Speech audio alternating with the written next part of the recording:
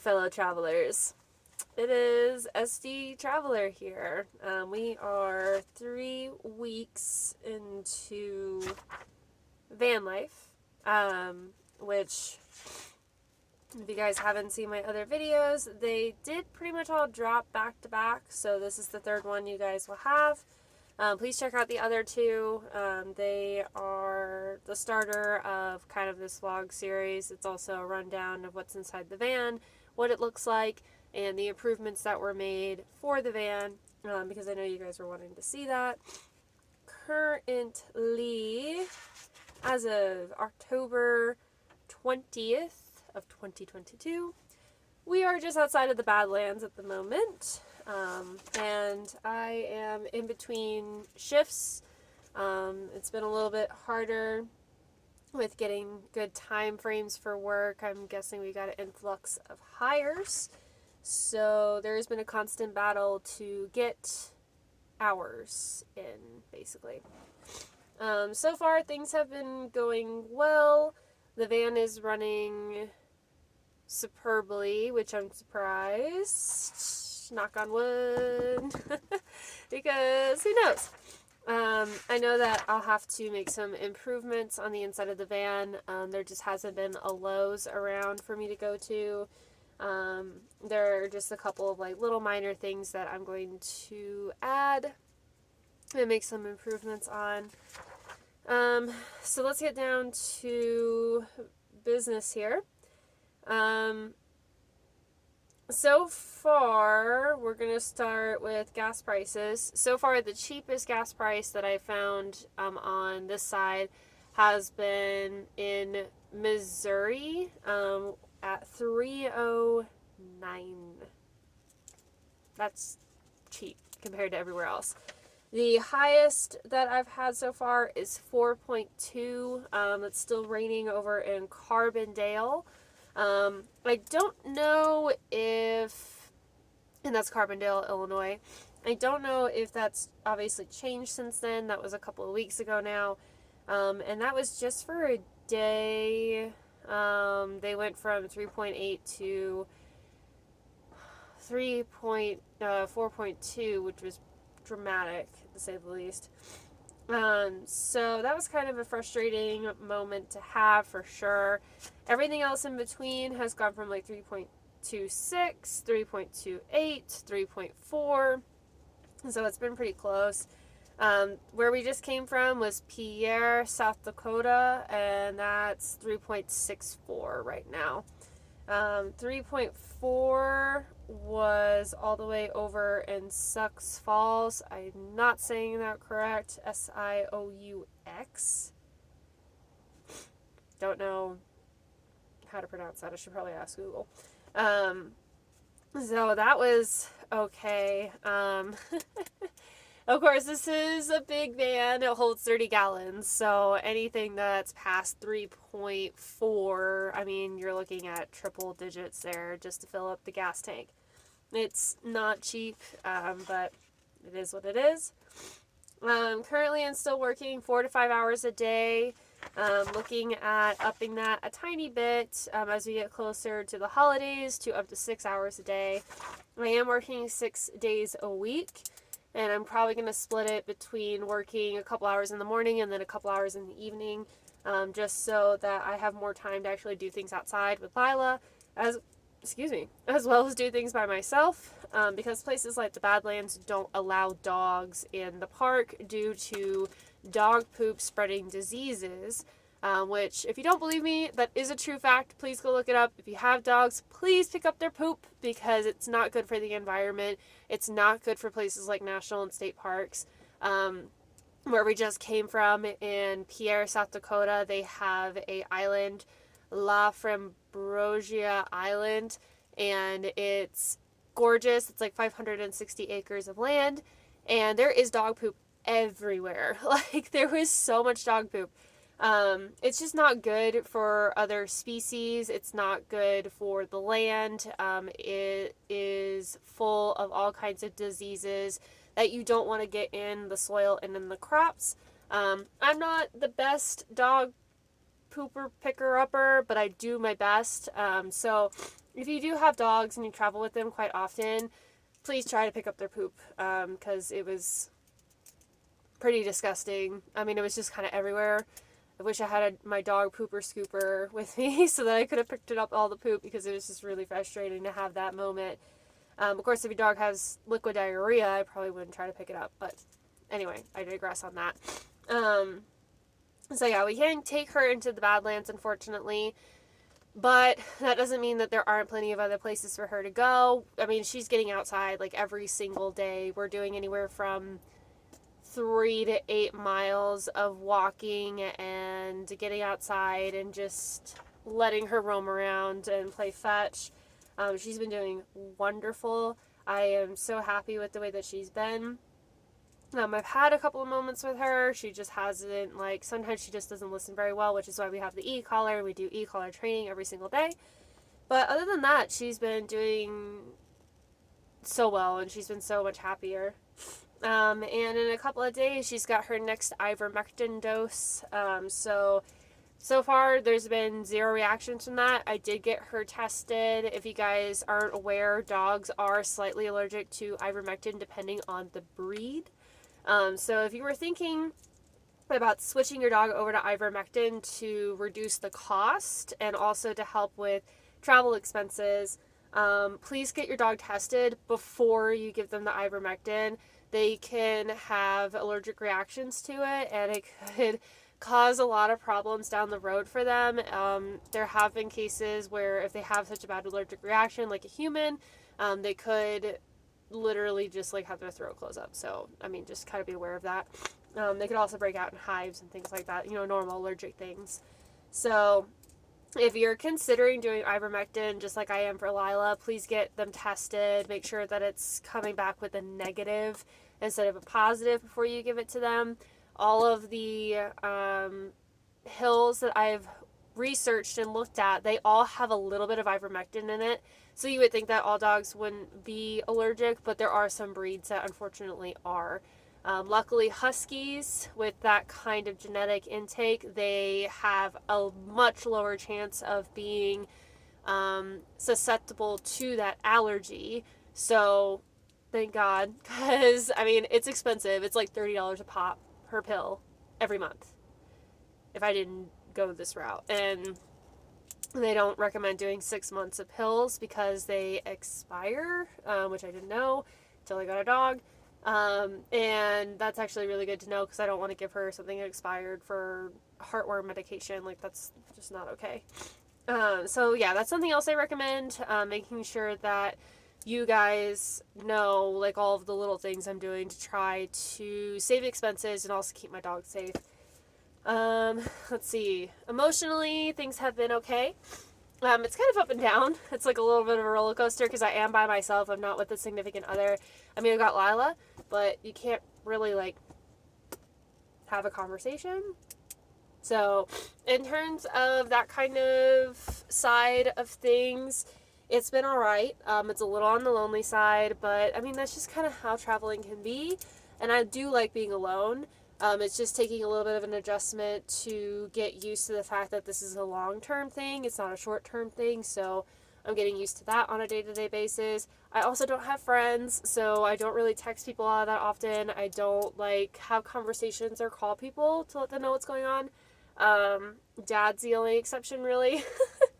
Took some random things here and there, and then I've got one friend, or not really a significant other, but maybe someday, that I talk to on a regular basis. So, but that's really it. Nobody on the phone. I don't have any other face-to-face real conversations that often. I have had a few interesting interactions. As you guys might see in my last video, I had a police interaction in Carbondale, and just this week in Pierre, I had a volunteer come up to me at the state park that I was visiting, and he asked me if I was camping overnight at the park. The answer was no, because they have dispersed camping 20 minutes outside of town, which is where we've been going at night, but there's no signal out there. So I've been having to come into town in Pierre to be able to work. I get up at 7:30, drive into town, park, and then literally, like, start working, and that was what I was doing. I guess he saw me the other day, and he came up to me and was like, hey, so I noticed that you're here. I just want you to know, like, I don't care, but the state park people will. I just volunteer here. I hope you're not camping, because if they think you are, you can get a ticket for camping here. I don't care, though, personally, because as long as people pick up after themselves, like, not creating a mess, like, that's all I care about is the wildlife and blah, blah, blah.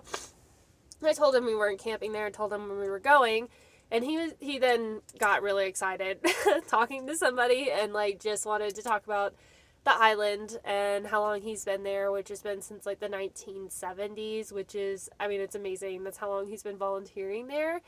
And just talked about the island and how it originated, and then, like, the maintenance that's involved in the island and the wildlife, which we experienced. We saw a couple of coyotes. Lila chased turkeys. For those of you that don't know, turkeys are aggressive. But the turkeys wanted nothing to do with her, so we were good for that.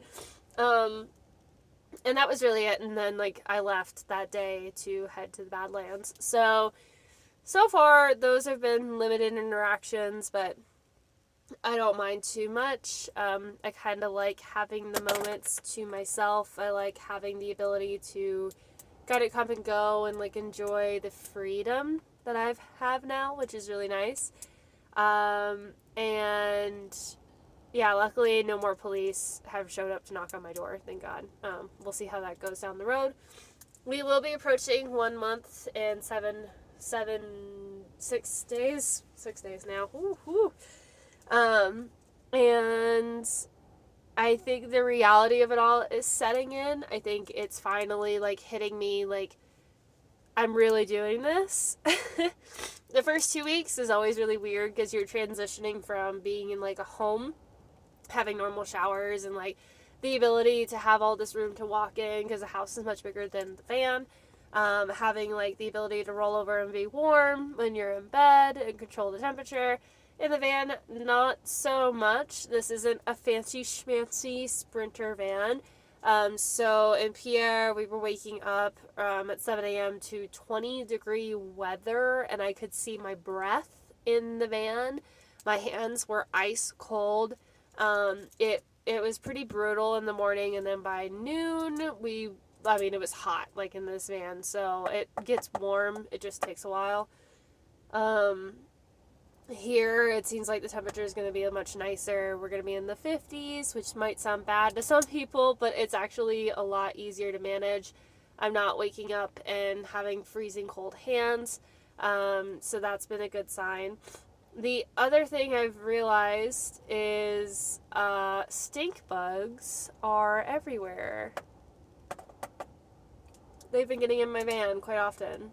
They love it. And there's even one hanging out over there. So I'll have to get him later so that he doesn't stink my van.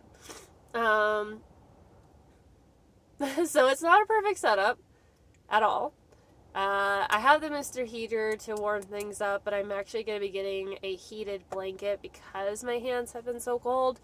I'm a little bit worried about future, involvement in the cold, being in the van and sleeping and things like that. I don't think it'll get to single digits. I don't plan for it to get to single digits. You just never know. So I'd rather be safe than sorry and have, like, a way for me to keep warm. And then if I have to, I'll let Lila sleep with me. But she's pretty good in the cold. Let's see. Yeah, right now I think we're at every week and a half we're doing laundry. We're cleaning the van out. Every day doing dishes. They don't tell you about that about van life, especially with this setup.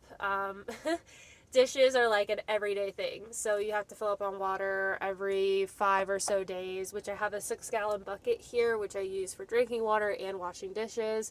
I have a 3.8-gallon shower tank that I use to shower if I'm in the middle of nowhere, or just do normal things like washing my face in the morning or at night, because I wear sunscreen and, like, I do moisturizers, since in the West it's a lot drier heat.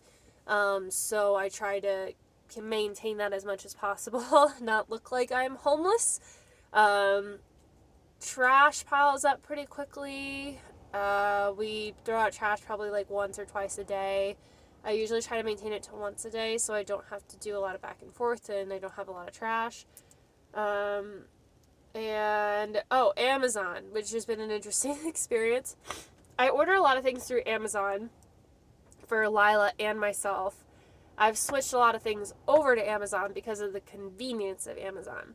Those of you that don't know, which I'm sure a lot of you do because Amazon's basically like all over the place, the convenience of Amazon is that now that we're in this like crazy time frame where we can order things from our phones and get them delivered to our homes in like a good period of time without having to go into a store, is with Amazon, you can now have Amazon drop-off locations at specific areas while you're traveling. So then you can go pick those up instead of having to have them dropped off at a physical address like a house.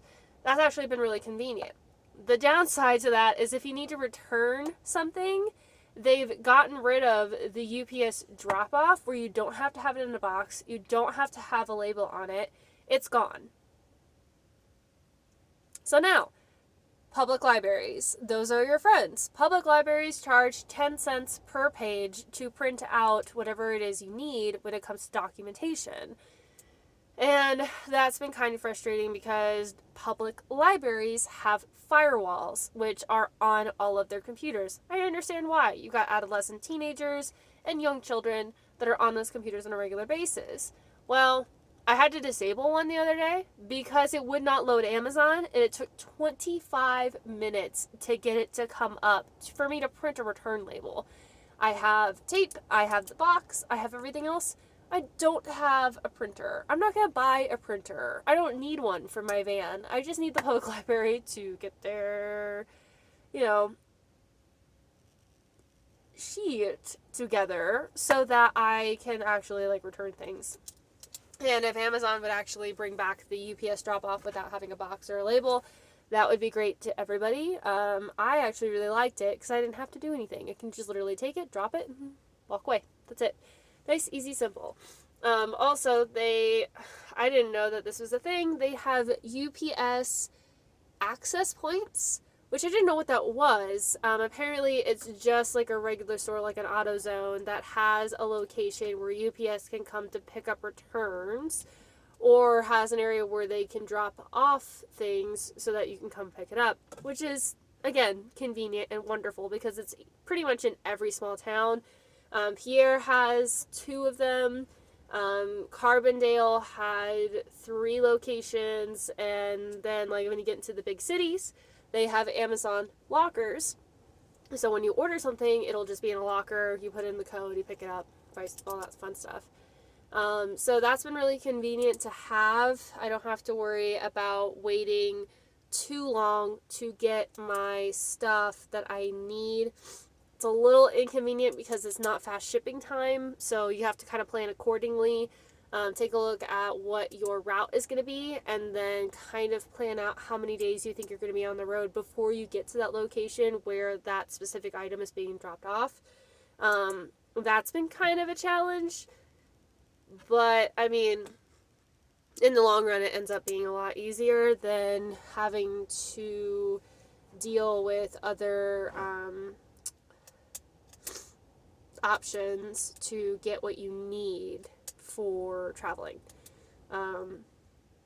So, I mean, it's been nice in that regard, and I am very happy that we have that convenience now. Other than that, that's all I have for this week. We'll be in the Badlands for a few days, and then we're going to make our way up to, what's it called? We're going to go to Crazy Horse. We're going to do some climbing out near Mount Rushmore,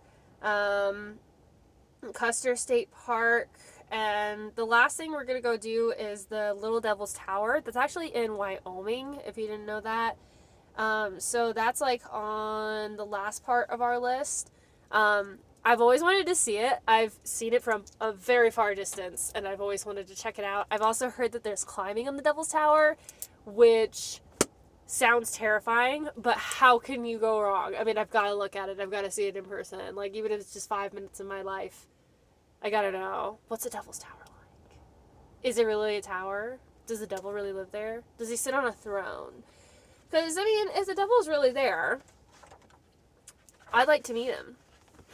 He's got a lot of locations in the U.S., a lot of places like the Devil's Pool, the Devil's Hole, the Devil's Tower. I mean, he's just got, like, so much stuff everywhere. I gotta know. Like, are you slowly taking over the world? What do we need to know, right? So, I am excited. I am a little overwhelmed. Because probably the next few days is going to be a lot of, like, we're going to go see it, we're going to come back, we're going to go see it, we're going to come back, so back and forth. But that's okay. That's just kind of part of the adventure. So, that's all I have right now. I got to go catch this stink bug. He has disappeared in my van, so that'll be fun. Hopefully he doesn't die in here. And thank you guys so much for all of your support and love and for following along. Please hit the like, subscribe button.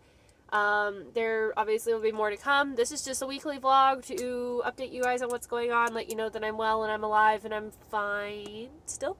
So we'll see. We have 6 months and a week left until the end of this adventure. And I am excited. There's so much to see and do. Heck yes. And in the future, we have Vegas coming up. We have Colorado coming up. I'm going to be staying in Salt Lake City probably for a little while. I'm trying to get some people through Rover so that I can make some money and see some cute pups and stay in the city. And I'm also probably going to go see Sedona, Arizona. So I haven't been in Sedona. I've been in Arizona, but not Sedona. And I am pumped. I can't wait. So yeah, hit that like, comment, subscribe. And please follow along on our adventures. There will also be a drop down with a link, I can't talk, with all of my art stuff there. If you guys want to purchase any art pieces, please do. If you want to make any donations, please feel free. It helps my adventures. It gets me from one place to another, and I would greatly appreciate it. I'm a little overwhelmed with art right now, so please, please, please purchase an art piece. It means the world. Thank you guys so much. I love you both. Well, both. Oh, sorry, got weird. I love you guys, and I hope you guys have a wonderful day. And this is SD Traveler, and talk to you guys soon. Ah.